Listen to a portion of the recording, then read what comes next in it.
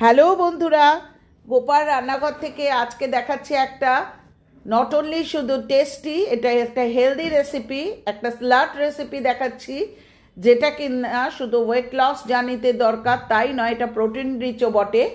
Sprout salad, অর্থাৎ এটা কিন্তু যে ছোলা এবং মুগ কলাই, অর্থাৎ যেটা খোসাওয়ালা মুগ, সেটা যখন আমরা অঙ্কুর বার করছি তার যে স্যালাডটা তৈরি করছি সেই স্যালাড। আচ্ছা, এটা রাতভর ছোলা এবং মুগ কলাইটাকে আমি একই সাথে ভিজিয়েছি, 1 কাপ করে নিয়েছি। 2 দিন পর পর জল চেঞ্জ করে করে, অর্থাৎ আজকে আমি ভেজালাম, আজকে রাতভর ভিজে থাকলো, কালকে কিন্তু সকালবেলা আমি আবার জলটা চেঞ্জ করে দেবো, আবার ভিজিয়ে রাখবো। এবং থার্ড ডেতে একটা বড় ন্যাকড়া, অর্থাৎ সাদা একটা ফটফটে ন্যাকড়া নিয়ে তার মধ্যে কিন্তু আমি, এটা আপনি ছোট বটলেও করতে পারেন, জলটাকে স্প্রিঙ্কল করে দিয়ে দিয়ে, অর্থাৎ জলটাকে ছিটিয়ে ছিটিয়ে কিন্তু স্প্রাউট বার করতে হবে। অর্থাৎ ন্যাকড়াটা শুকনো থাকলে চলবে না, বারবার ভিজিয়ে কিন্তু স্প্রাউট বা অঙ্কুরটা বার করতে হবে। এবার যে অঙ্কুরোদ্গম ছোলা বা মুগ কলাইয়ের আগে আগে বেরোবে, ছোলারটা একটু পরে বেরোবে, বাট বেরোবে, কি সুন্দরভাবে বেরিয়েছে দেখুন। এটা আপনারা কিন্তু আরও অনেক কিছু স্প্রাউট বার করে করতে পারেন, অনেক কিছু দানা দিয়ে। এখানে আমি পেঁয়াজ কুচিয়ে নিয়েছি, টমেটো কুচিয়ে নিয়েছি, কাঁচা পাকা লঙ্কা নিয়েছি, শসা কুচিয়ে নিয়েছি, লেবু নিয়েছি, ধনেপাতা কুচিয়ে নিয়েছি, চাট মশলা নিয়েছি, রক সল্ট নিয়েছি, কালা নমক, আর নিয়েছি হচ্ছে গোলমরিচের গুঁড়ো এবং তোমার বিট নুন।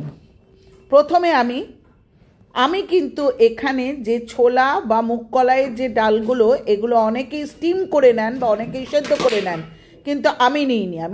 আমি কিন্তু কাঁচাই রেখেছি, এবং এর মধ্যে কিন্তু আমি প্রথমে পেঁয়াজ কুচি, তারপর টমেটো কুচি, তারপর শসা কুচি, তারপর দিচ্ছি হচ্ছে কাঁচা পাকা লঙ্কা কুচি।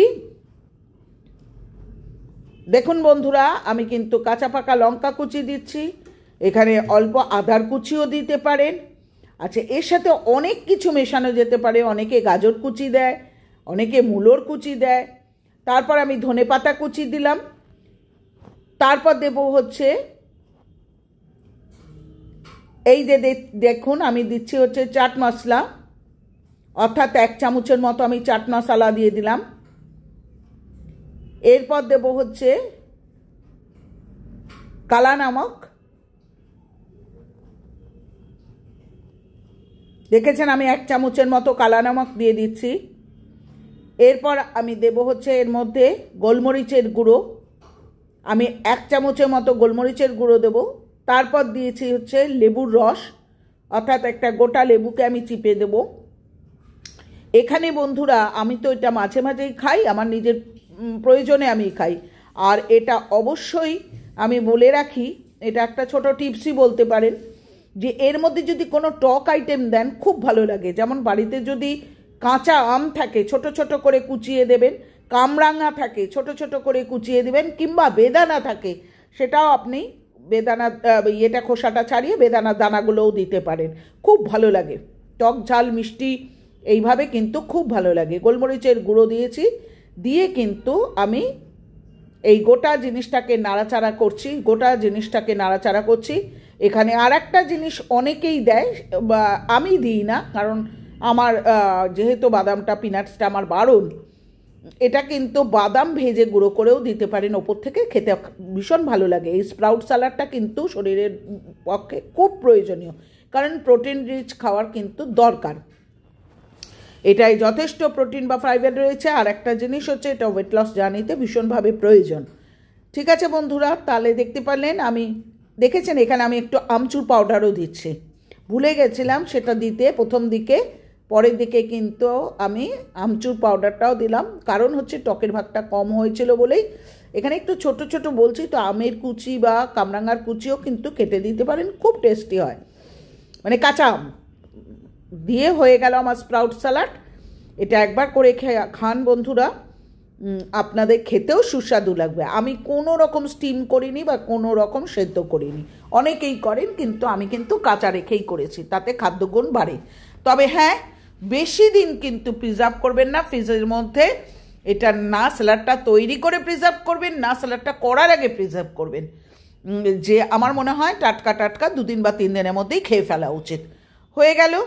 তো আজ আসি, পরের দিন আর আসবো আবার নতুন কোনো আইটেম নিয়ে। পুরনো বন্ধুরা যেভাবে সমর্থন করছো, যেভাবে কমেন্ট করছো, আমি রিয়েলি গ্রেটফুল তোমাদের কাছে, কৃতজ্ঞ। নতুন বন্ধুরা প্লিজ চ্যানেলটা সাবস্ক্রাইব করে লাইক করো, কমেন্ট করো, শেয়ার করো। চ্যানেল সাবস্ক্রাইব না করলে তো কিছুই দেখাতে পারবো না, তাই নয়? আর একটা জিনিস বলছি, ফুল ওয়াচ করো, তাতে ওয়াচ টাইমটা বাড়ে। আর সবাই ভালো থেকো, সুস্থ থেকো। আজকে আসি, পরের দিন ফিরবো আবার কোনো নতুন আইটেম নিয়ে। আর একটা জিনিস হচ্ছে যে তোমাদের কি ধরনের রেসিপি দেখার ইচ্ছা থাকলো সেটা কিন্তু জানিও, ঠিক আছে? ছোট্ট রিকোয়েস্ট। টাটা বন্ধুরা। আর একটা কথা আমি বলতে ভুলে গেছি, যেটা ভীষণই জরুরি কথা, সেটা হচ্ছে অনেকে এটা টেস্টি করার জন্য কিন্তু আলু সেদ্ধ দেন। দয়া করে আলু সেদ্ধটা দেবেন না, কারণ হচ্ছে তাতে ফ্যাট লস হয় না, ফ্যাট গেইন হয়।